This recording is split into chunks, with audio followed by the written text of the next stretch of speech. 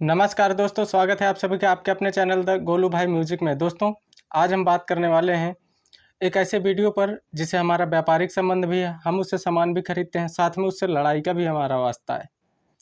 थोड़ा बहुत नहीं, हम लोग बहुत ज़्यादा उससे हमारा एक कन्फ्लिक्ट रहता है, बॉर्डर कन्फ्लिक्ट रहता है। देश है चाइना। आज दोस्तों चाइना, जैसे हम लोग बोलते हैं चाइना का माल ऐसा है, चाइना के लोग वैसे हैं, चाइना हमारी अक्साई चीन पर कब्जा कर चुका है, मतलब तरह तरह की बातें, एक हेट उसके प्रति रहता है। वैसे ही आज हम एक ऐसा वीडियो जिस पर रिएक्शन देने वाले हैं, जिसका टाइटल है चाइना के लोग इंडिया के बारे में क्या सोचते हैं। दोस्तों, उसी प्रकार हम लोग जो सोचते हैं, क्या वो लोग हमें इसी प्रकार सोचते हैं या कुछ हमारे प्रति उसका मतलब अलग बिहेवियर रहता है या तरह तरह की चीज़ें हैं। तो दोस्तों, आज वीडियो के माध्यम से रिएक्शन देने वाले हैं तथा आप तक भी ये वीडियो साझा हो जाएगा। तो चलिए शुरू करते हैं। हेलो भाई लोग, मैं हूं बैक भाई और आज लेके आया हूं इंडिया चाइना बॉर्डर की स्थिति।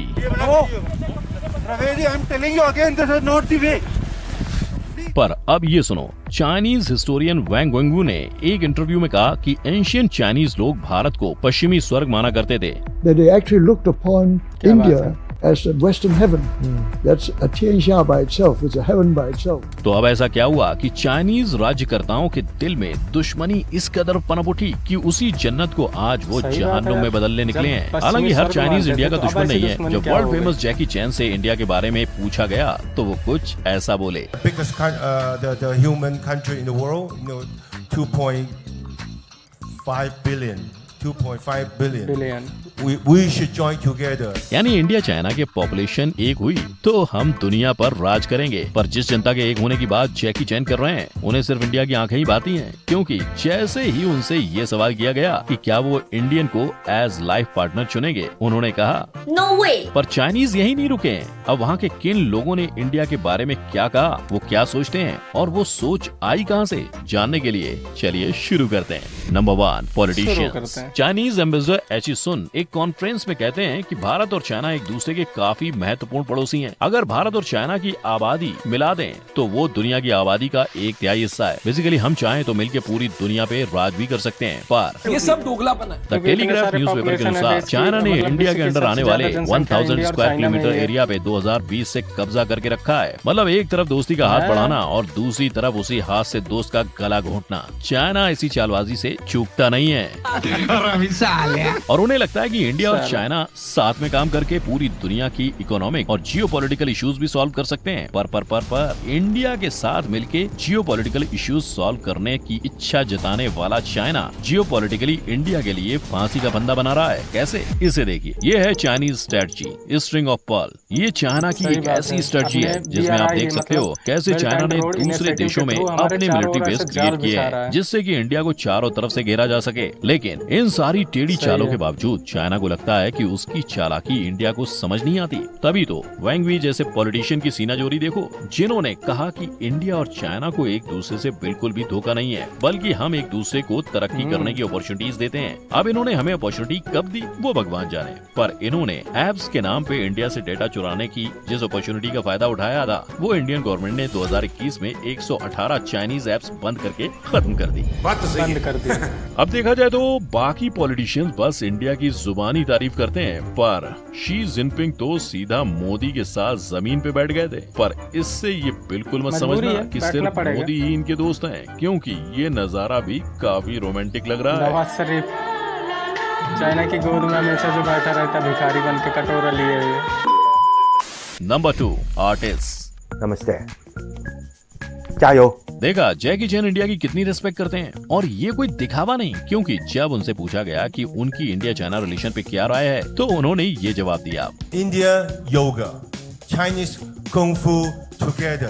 अपनी फिल्म प्रमोशन के दौरान उनका कहना था, इंडिया का जैसे योगा है वैसे हमारा कुंग-फू है। हमने दोनों को मिला के जैसी मूवी बनाई, वैसे ही पीएम मोदी और चेयरमैन और चाइनीज प्रेसिडेंट शी जिनपिंग को भी एक दूसरे के साथ मिलकर काम करना चाहिए। पर बदलाव सिर्फ बातों से और पॉलिटिकल पार्टीज के सोच विचार मिलने से ही नहीं आएगा। मियांग चैंग जो एक इंडियन चाइनीज एक्टर हैं और सिंगर हैं, जिन्होंने यहाँ इंडियन आइडल से फेम पाया था, काफी समय से इंडिया में रहने के बावजूद सिर्फ चाइनीज ओरिजिन होने के चलते कभी उन्हें ये सुनना पड़ा गया कि तुम इस देश के होकर भी इस देश के नहीं हो। Go back to China नहीं। तो कभी ये क्योंकि ऐसी रेसिस्ट बातें वो बचपन से इग्नोर करता है। और ये बात उन्होंने सारे इंडियंस सही को नीचा दिखाने के लिए नहीं बताई, पर ये समझाने के लिए बताई अगर देश की दूरियों को मिटाना है तो हमें भी बदलना होगा, यानी दुनिया बदलने की शुरुआत अपने घर से करनी होगी। Number 3, Chinese news reporter. मैं भारत को बहुत प्यार करती हूँ, क्योंकि भारत में मैं इधर उधर घूमती हूँ। भारतीय लोगों के साथ नजदीक से संबंध कायम हुआ था। वाह, क्या बात है। रेडियो रिपोर्टर टैंग युआंगई का कहना है कि वो इंडिया में काफी घूमी है और उसने इंडियंस को काफी करीब से देखा है, समझ रहे हो? सही है। समझ रहे हो ना? जिस कारण उससे ये बात पता सही चली है। कि भारतीय लोग बहुत ईमानदार और अच्छे होते हैं और वो भारत को पसंद करती हैं। लेकिन हर चाइनीज रिपोर्टर की सोच एक जैसी नहीं है। अब इस रिपोर्टर की ही बात सुन लो। इसके बयान से चाइना का असली मकसद सामने आता है। मतलब चाइना नहीं चाहता कि इंडिया और अमेरिका की दोस्ती बढ़े। बिल्कुल चुप। उसे कैसे भी करके इंडिया और अमेरिका की दोस्ती में दरार पैदा करनी है। पर आज इंडिया के खिलाफ खड़ा रहने वाला चाइना हमेशा से ऐसा नहीं था। ये देखो, जब चाइनीज हिस्टोरियन और पत्रकार वैंग वेंगवू का इंटरव्यू लिया गया तो उन्होंने कहा कि शुरुआती दौर में इंडिया और चाइना के बीच बस ट्रेडिंग चला करती थी, जिस वजह से दोनों के बीच सिर्फ व्यापारिक संबंध था। अच्छा, हमको सिखा दिया है। पर जब इंडिया से बुद्ध धर्म चाइना पहुंचा तो हालात बदल गए। वो भी इतने कि आज भी चाइना की ज्यादातर पॉपुलेशन बौद्ध धर्म को ही फॉलो करती है। चाइना में बुद्धिज्म का प्रचार करने के लिए एंशियंट चाइनीज लोग इंडिया को पश्चिमी स्वर्ग माना करते थे। Number 4, Chinese student studying in India. करीबन 3 लाख चाइनीज स्टूडेंट आज इंडिया में पढ़ रहे हैं और वो इंडिया के बारे में क्या सोचते हैं ये जानना काफी दिलचस्प होगा, क्योंकि ये वो युवा पीढ़ी है जिनके 2 पॉइंट ऑफ व्यूज हैं। जैसे कि इस लड़के ने कहा, इंडिया में आने के बाद उन्हें पता चला कि इंडिया टेक्नोलॉजी हब है, क्योंकि चाइना में रहते थे। जो डॉक्यूमेंट्रीज और न्यूज उसने देखी थी उसमें इंडिया की इमेज कुछ ऐसी दिखाई जाती थी। और चाइनीज स्टूडेंट को इंडिया चाइना के रिलेशन के बारे में पूछा गया तो उन्होंने कहा कि सीमाओं पर हुए तनाव के कारण हालात काफी खराब हैं। ऐसे समय पर हमें साथ मिलकर रहना चाहिए और उन्हें नहीं लगता कि दोनों देशों में युद्ध हो। This is a challenge around the world, so we need to stay together and facing it. बल्कि उन्हें लगता है कि दोनों देशों के पॉलिटिशियंस को साथ मिलकर इस स्थिति पर चर्चा करके सॉल्यूशन निकालने की जरूरत है। पर कुछ स्टूडेंट ऐसे भी थे जिन्हें देश और दुनिया की नहीं, अपनी निजी परेशानी का ज्यादा ख्याल था। जैसे इन स्टूडेंट मोहतरमा को इंडियंस के 5 मिनट बोलकर आधे घंटे तक ना आने से प्रॉब्लम है। The thing I don't like in India 5 minute is रुको, the आधे people घंटे they में don't आते हैं। care so much about the time. वहीं इन भाई साहब ने दिल्ली को शंघाई और बीजिंग की तरह डेवलप ना होने को शॉकिंग बता दिया। One thing really shocked me about India is like this city is not really look like a developed city. मरना तेरे को डर नहीं लगता? नंबर 5, कॉमन मरना पीपल। इसको। अब तक हमने चाइना को उनके पॉलिटिकल लीडर्स, उनके न्यूज रिपोर्टर्स और फिर चाइना से इंडिया स्टूडेंट के लेंस से देखा। अब वक्त है ये जानने का कि आखिर आपके और मेरे जैसे आम लोग इंडिया के बारे में क्या सोचते हैं। आम सबसे लोग पहले क्या बात करते सोचते हैं विमेंस पर। वुमेन। हम काले हैं तो क्या हुआ, दिल वाले हैं। अगर आप किसी भी आम चाइनीज इंसान को इंडियंस के बारे में पूछोगे तो उनके दिमाग में हमारे लिए यही बात आती है। I cannot see you. कि हमारी स्किन उनसे डार्कर है। पर जब बात आई इंडियन ब्यूटी की तो उसमें वो नुस्ख नहीं निकाल पाए। तो क्या बिग बॉस है क्या? उन्होंने कहा कि इंडियन गर्ल्स काफी प्रिटी होती हैं और शायद इसके पीछे का रीजन हो सकता है ये आंखें नहीं बल्कि आंखों की पलकें। हमें ये चीजें कुछ बहुत बड़ी नहीं लगती, पर चाइना, जापान, कोरिया जैसे देशों में जन्मे लोगों के लिए ये एक ड्रीम फेशियल फीचर होता है, क्योंकि मेजोरिटी चाइनीज लोगों की आंखें कुछ इस प्रकार होती हैं और वो हमारे जैसे डबल आईलेट पाने के लिए प्लास्टिक सर्जरी तक करवाते हैं। डबल आइलैंड पाने के लिए। पर जहां वो एक तरफ इंडियंस की ब्यूटी को मानते हैं, वहीं दूसरी तरफ उनका ये भी मानना है कि इंडिया विमेंस के लिए सेफ नहीं है। अच्छा, क्यों सेफ नहीं है भाई? जिसे साबित करने के लिए उन्होंने एक एक्सपेरिमेंट भी किया और इंडियन मर्द इस एक्सपेरिमेंट में फेल हो गए।